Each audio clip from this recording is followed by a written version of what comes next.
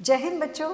आज हम कक्षा 11 का अध्याय 9 सौर विकिरण, ऊष्मा संतुलन और तापमान पढ़ेंगे। बच्चों, क्या आप जानते हैं अपने चारों तरफ वायु को महसूस करते हैं? क्या आप वायु के एक बहुत भारी पुलिंदे के तल में हमेशा दबाव में बने रहते हैं? हम वायु में सांस लेते हैं और सांस द्वारा वायु को बाहर निकालते हैं और वायु का भार भी अपने ऊपर हमेशा बनाए रखते हैं, लेकिन इसे केवल महसूस करते हैं, कभी यह बाहर हमें भार नहीं लगता है। जब यह गतिमान होती है, या इसका तात्पर्य यह है कि वायु जो है वो एक गतिमान वायु है, वो एक स्थान से दूसरे स्थान पर हमेशा प्रवाहित होती रहती। हम जानते हैं कि पृथ्वी के चारों ओर वायु से घिरी हुई है और इसीलिए हम और आप जीवित हैं, क्योंकि उसमें ऑक्सीजन की मात्रा है। वायु का यह आवरण ही वायुमंडल है, जो बहुत सी गैसों से बना है। इन्हीं गैसों के कारण ही पृथ्वी पर जीवन पाया जाता है। पृथ्वी अपनी ऊर्जा का लगभग संपूर्ण भाग या संपूर्ण ऊर्जा सूर्य से प्राप्त करती है। इसके बदले पृथ्वी सूर्य से प्राप्त ऊर्जा को अंतरिक्ष में वापस विकिरित कर देती है। परिणाम स्वरूप पृथ्वी न तो अधिक समय के लिए गर्म होती है और न ही अधिक ठंडी। अतः हम यह पाते हैं कि पृथ्वी के अलग अलग भागों में प्राप्त ताप की मात्रा समान नहीं होती है और इसी भिन्नता के कारण वायुमंडल के दाब में भी भिन्नता होती है एवं इसी कारण पवनों के द्वारा ताप का स्थानांतरण एक स्थान से दूसरे स्थान पर होता है। इस अध्याय में हम वायुमंडल के गर्म तथा ठंडे होने की प्रक्रिया एवं पृथ्वी के सतह पर तापमान के वितरण को पढ़ेंगे। सौर विकिरण पृथ्वी के पृष्ठ पर या पृथ्वी के धरातल पर प्राप्त होने वाली ऊर्जा का अधिकतम अंश लघु तरंग के रूप में आता है। पृथ्वी को प्राप्त होने वाली ऊर्जा को आगामी सौर विकिरण या छोटे रूप में हम सूर्य तप कहते हैं। पृथ्वी के भूभाग में सूर्य की किरणें वायुमंडल के ऊपरी भाग पर तिरछी पड़ती है, जिसके कारण पृथ्वी सौर ऊर्जा के बहुत कम अंश को ही प्राप्त कर पाती है। पृथ्वी औसत रूप से वायुमंडल की ऊपरी सतह पर 1.94 कैलोरी प्रति वर्ग सेंटीमीटर प्रति मिनट ऊर्जा प्राप्त करती है। वायुमंडल की ऊपरी सतह पर प्राप्त होने वाली ऊर्जा में प्रति वर्ष थोड़ा परिवर्तन होता है और यह परिवर्तन पृथ्वी एवं सूर्य के बीच की दूरी में अंतर होने के कारण होता है। सूर्य के चारों ओर परिक्रमण के दौरान पृथ्वी 4 जुलाई को सूर्य से सबसे दूर अर्थात 15 करोड़ 20 लाख किलोमीटर दूर होती है।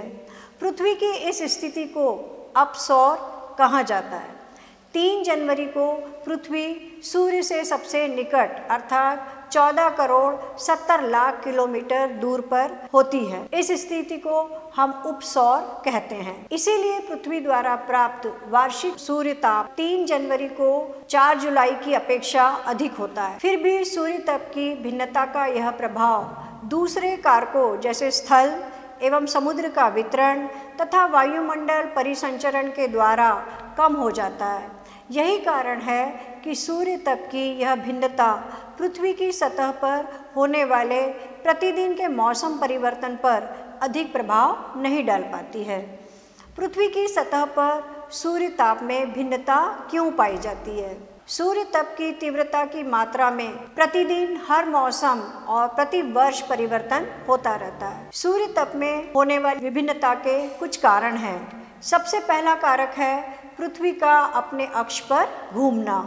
दूसरा है सूर्य की किरणों को नीतिकोण बनाना। तीसरा है दिन की अवधि, कभी दिन लंबे होते हैं और कभी दिन छोटे होते हैं। चौथा वायुमंडल की पारदर्शिता और पांचवा है स्थल विन्यास। परंतु अंतिम 2 कारकों का प्रभाव कम पड़ता है। पृथ्वी का अक्ष सूर्य के चारों ओर परिक्रमण के समतल कक्षा में 66.5 डिग्री का समकोण बनाता है, जो विभिन्न अक्षांशों से प्राप्त होने वाले सूर्य तप की मात्रा को बहुत अधिक प्रभावित करता है, क्योंकि वह अपने अक्ष पर पृथ्वी जो है झुकी हुई है। उत्तरी गोलार्ध में दिए गए विभिन्न अक्षांशों पर दिन की अवधि में होने वाले परिवर्तन पर हम ध्यान दें तो सूर्य तप की मात्रा को यह सबसे अधिक प्रभावित करने वाला कारक है। दूसरा कारक है किरणों का नीतिकोण। यह किसी स्थान के अक्षांश पर निर्भर करता है। अक्षांश जितना उच्च होगा अर्थात ध्रुवों की ओर होगा, किरणों का नतिकोण उतना ही कम होगा। अतः सूर्य की किरणें तिरछी पड़ेंगी और तिरछी किरणों की अपेक्षा सीधी किरणें कम स्थान पर पड़ती है और अधिक ऊर्जा देती है। किरणों के अधिक क्षेत्र पर पड़ने के कारण ऊर्जा का वितरण बड़े क्षेत्र पर होता है तथा प्रति इकाई क्षेत्र को कम ऊर्जा मिलती है। इसके अतिरिक्त तिरछी किरणों को वायुमंडल की अधिक गहराई से गुजरना पड़ता है। अधिक अवशोषण, प्रकीर्ण और विसरण के द्वारा ऊर्जा का अधिक हास्य होता है। इस कारण सौर विकिरण का वायुमंडल से होकर गुजरना। लघु तरंग वाले सौर विकिरण के लिए वायुमंडल अधिकांशतः पारदर्शी होता है। पृथ्वी की सतह पर पहुंचने से पहले सूर्य की किरणें वायुमंडल से होकर गुजरती है। सौरमंडल में मौजूद जल वाष्प, ओजोन तथा अन्य किरणें अवरक्त विकिरण को अवशोषित कर लेती है। सौरमंडल में छोटे निलंबित कण दिखने वाले स्पेक्ट्रक्स को अंतरिक्ष एवं पृथ्वी की सतह की ओर विकिरण कर देते हैं। यही प्रक्रिया आकाश में रंग के लिए उत्तरदायी है। इसीलिए हमें सूर्य के उदय एवं अस्त होने के समय सूर्य लाल दिखता है तथा आकाश का रंग नीला दिखाई देता है। ऐसा वायुमंडल में प्रकाश के प्रकीर्ण द्वारा ही संभव होता है। सूर्य तप का पृथ्वी की सतह पर स्थानिक वितरण। धरातल पर प्राप्त सूर्य तप की मात्रा में उष्णकटिबंध में 320 वाट प्रति वर्ग मीटर से लेकर ध्रुवों पर 70 वाट प्रति वर्ग मीटर तक भिन्नता पाई जाती है। सबसे अधिक सूर्य तप उपोष्ण कटिबंध मरुस्थलों पर प्राप्त होता है, क्योंकि यहाँ पर मेघाच्छन्न बहुत कम पाया जाता है, बादल साफ होते हैं। उष्णकटिबंध की अपेक्षा विषुवत वृत्त पर कम मात्रा में सूर्य तप प्राप्त होता है। सामान्यतः एक ही अक्षांश पर स्थित महाद्वीपीय भाग पर अधिक और महासागरीय भाग में अपेक्षातया कम मात्रा में सूर्य ताप की प्राप्ति होती है। शीत ऋतु में मध्य एवं उच्च अक्षांशों पर ग्रीष्म ऋतु की अपेक्षा कम मात्रा में विकिरण प्राप्त होता है।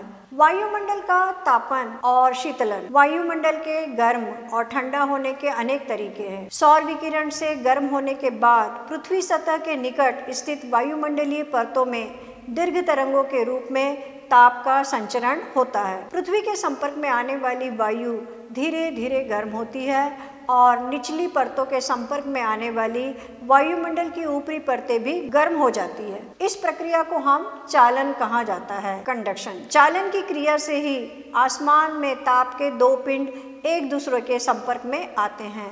गर्म पिंड से ठंडे पिंड की ओर ऊर्जा का प्रवाह चलता रहता है। ऊर्जा का स्थानांतरण तब तक होता रहता है जब तक दोनों पिंडों का तापमान एक समान नहीं हो जाता या उनमें संपर्क टूट नहीं जाता। वायुमंडल की निचली परतों को गर्म करने में चालन महत्वपूर्ण है। चालन मीन्स कंडक्शन। पृथ्वी के संपर्क में आई वायु गर्म होकर धाराओं के रूप में लंबवत उठती है और वायुमंडल में ताप का संचरण करती है।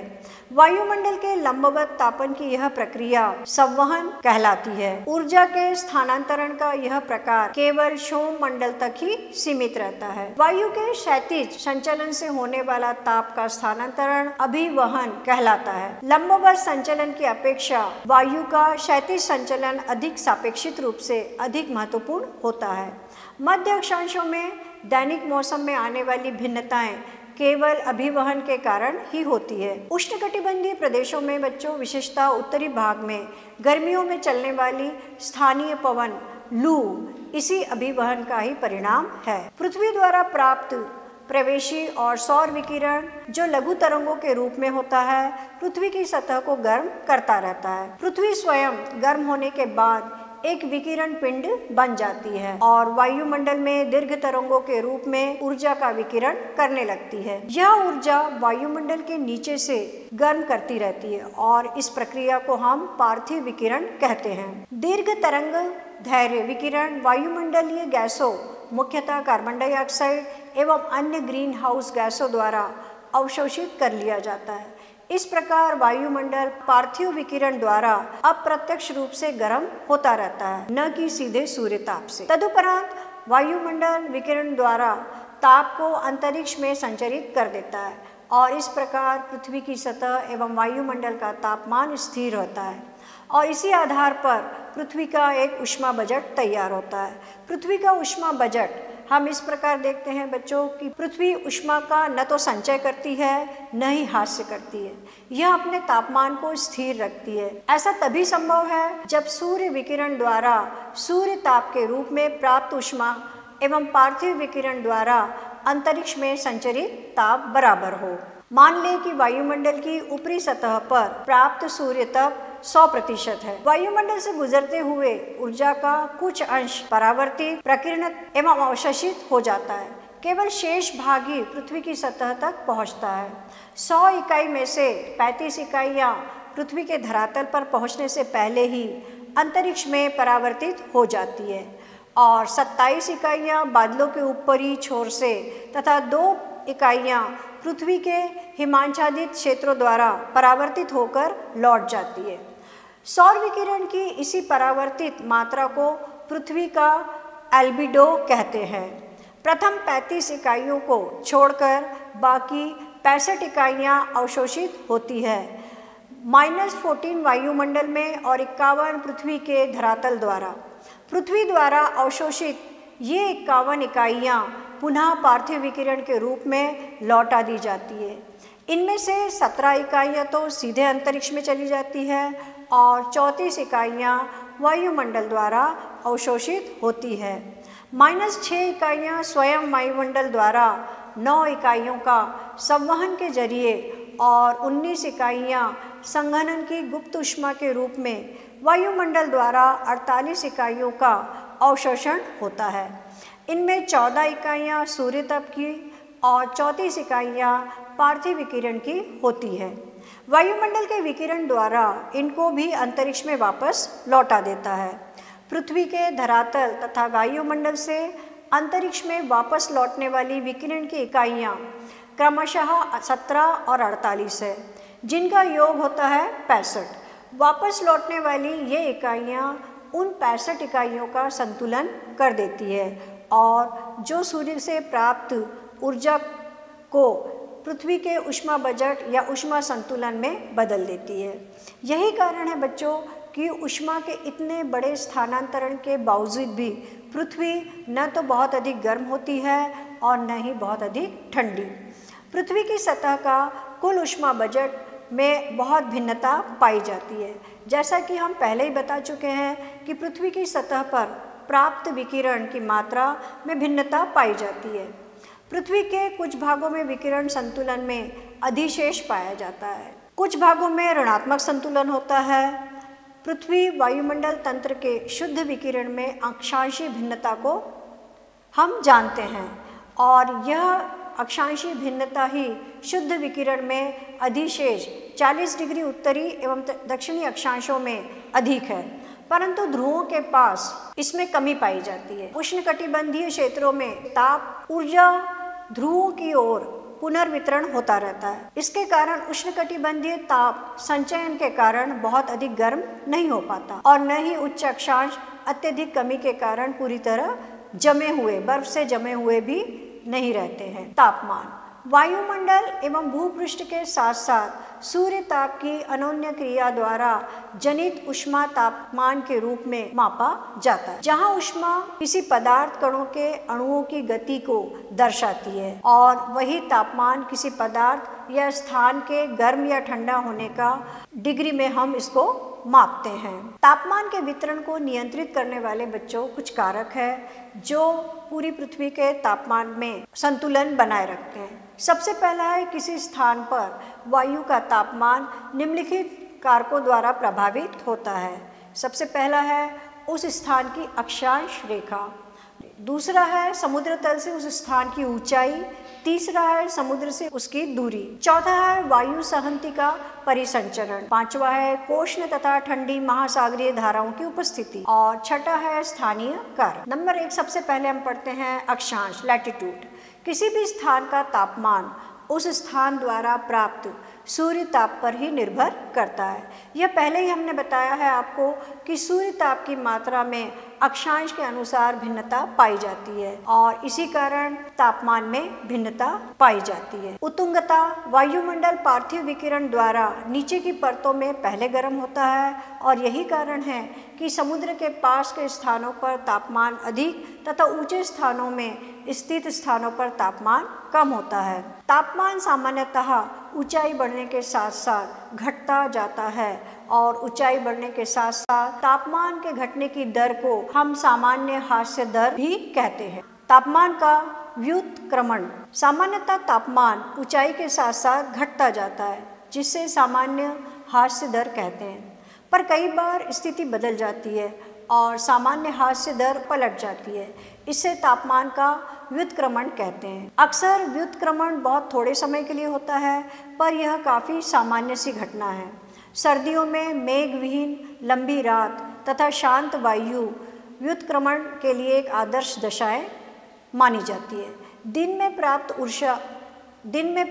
ऊष्मा रात के समय विकृत कर दी जाती है और सुबह तक भूपृष्ठ पर अपने ऊपर की हवा से अधिक ठंडी हो जाती है।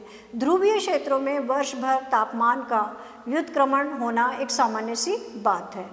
भूपृष्ठीय व्युत्क्रमण वायुमंडल के निचले स्तर में स्थिरता को बढ़ावा देता है।